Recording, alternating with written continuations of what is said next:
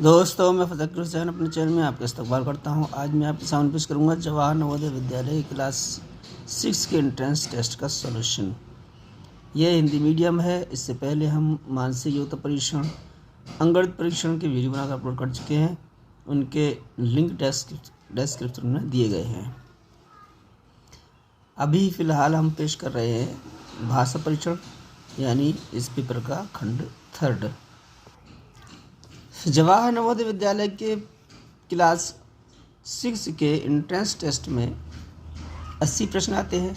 40 मानसिक योग्यता परीक्षण, 20 अंकगणित परीक्षण और खंड 3 में 20 प्रश्न होते हैं भाषा परीक्षण के।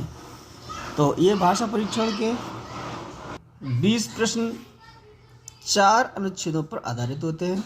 हर अनुच्छेद से 5-5 प्रश्न पूछे जाते हैं। पहला अनुच्छेद है ये, कृतज्ञता ज्ञापन एक महान सद्गुण है जो प्रत्येक मनुष्य में होना चाहिए। यह एक अनुभूति है जिसके द्वारा हम किसी के प्रति धन्यवाद अभिव्यक्त करते हैं। हम अनेक रूपों में अपनी कृतज्ञता ज्ञापित कर सकते हैं। हम अपने विचारों, शब्दों और कार्यों में कृतज्ञ हो सकते हैं। जब हम धन्यवाद कहते हैं उसका अर्थ होगा हम कृतज्ञ हैं। हमें उन सब के प्रति कृतज्ञ होना चाहिए जो हमारे लिए सहायक हैं। हमें ईश्वर के प्रति कृतज्ञ होना चाहिए क्योंकि उसने हमें अनेक अच्छी वस्तुएं प्रदान की। हमें उसे अपने हृदय के अंतरतम से धन्यवाद देना चाहिए। ये है अनुच्छेद, इस पर आधारित प्रश्न है। पहला प्रश्न है ये, धन्यवाद का अर्थ है कि हम कृतज्ञ हैं। तो ये डी विकल्प इसका सही है। महान सद्गुण क्या है? महान सद्गुण ये है कि हम कृतज्ञता का प्रदर्शन करें। तो बी विकल्प इसका सही है। अपने या अपनी से भी कोई कृतज्ञ हो सकता है। तो इसमें एक वाक्य है कि हम अपने विचारों, शब्दों और कार्यों से भी कृतज्ञ हो सकते हैं। तो इसमें विचारों दिया गया है सी विकल्प में। तो सी विकल्प इसका सही है। यह है 64वां प्रश्न, सहायक शब्द है। सहायक जो शब्द की संज्ञा है, सर्वनाम क्रिया है या विशेषण। तो ये सहायक शब्द विशेषण के रूप में इस्तेमाल होता है। तो ये डी विकल्प इसका सही है।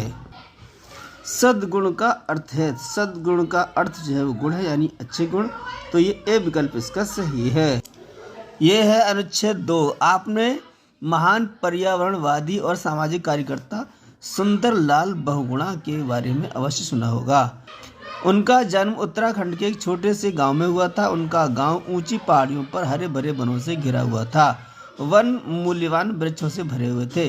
खेल का सामान बनाने वाली अनेक कंपनियों ने सामान बनाने के लिए पेड़ों की कटाई शुरू कर दी। इसका परिणाम यह हुआ कि आसपास के क्षेत्रों में विनाशकारी बाढ़ आना शुरू हो गई। बाढ़ से लोगों को अनेक समस्याओं का सामना करना पड़ा। उन्हें अपने जीवन में वनों का महत्व समझ में आया। ये प्रश्न है, इस अनुच्छेद पर आधारित सुंदरलाल बहुगुणा एक महान पर्यावरणवादी थे। तो ए विकल्प इसका सही है। उनका गांव हरे भरे वनों से घिरा हुआ था। तो ये सी विकल्प में है। तो सी विकल्प इसका सही है। वनों की कटाई के परिणाम स्वरूप विनाशकारी बाढ़ आने लगी। तो ए विकल्प इसका सही है। सुंदरलाल बहुगुणा ये नाम है एक समाज सेवी कार्यकर्ता का। तो ये संज्ञा है, ये व्यक्ति, इससे सुंदरलाल बहुगुणा से व्यक्तिवाचक का बोध हो रहा है। तो ये व्यक्तिवाचक संज्ञा है। तो डी विकल्प इसका सही है। मूल्यवान का पर्यायवाची है अमूल्य, यानी अनमोल, यानी बेशकीमती। तो सी विकल्प इसका सही है। यह है अनुच्छेद नंबर 3। इसके ये अनुच्छेद पढ़ें, उसके बाद इस पर आधारित प्रश्नों को हम आंसर देंगे। वैज्ञानिक और चिकित्सक हमारे शरीर के विभिन्न तंत्रों और अंगों पर टीबी के खतरनाक प्रभावों के बारे में हमें चेतावनी देते हैं। प्रत्येक व्यक्ति प्रतिदिन औसतन 3 से 4 घंटे टीवी देखता है, जिससे हमारी दृष्टि कमजोर होती है। बच्चों पर सबसे अधिक प्रभाव पड़ता है क्योंकि वे निकट से टीवी देखते हैं, जो अधिक हानिकारक है। इसके परिणाम स्वरूप सिरदर्द की सामान्य शिकायत भी आती है। लंबे समय तक टीवी देखना हमारे शारीरिक स्वास्थ्य और मानसिक विकास के लिए हानिकारक है। नृत्य, संगीत, लड़ाई के विभिन्न कार्यक्रमों की ऊंची आवाज़ से बहरापन आ सकता है। एक ही मुद्रा में लगातार टीवी देखने से जोड़ों में दर्द, पीठ में दर्द और मांसपेशियों में दर्द भी होता है। टीवी देखते हुए खाना खाने से हमारी पाचन क्रिया ढीली हो जाती है और मोटापा बढ़ता है। आतंक और हिंसा के दृश्यों से युवकों में मनोवैज्ञानिक समस्याएं जन्म लेती हैं। ये था तीसरा अनुच्छेद और ये हैं इस पर आधारित प्रश्न।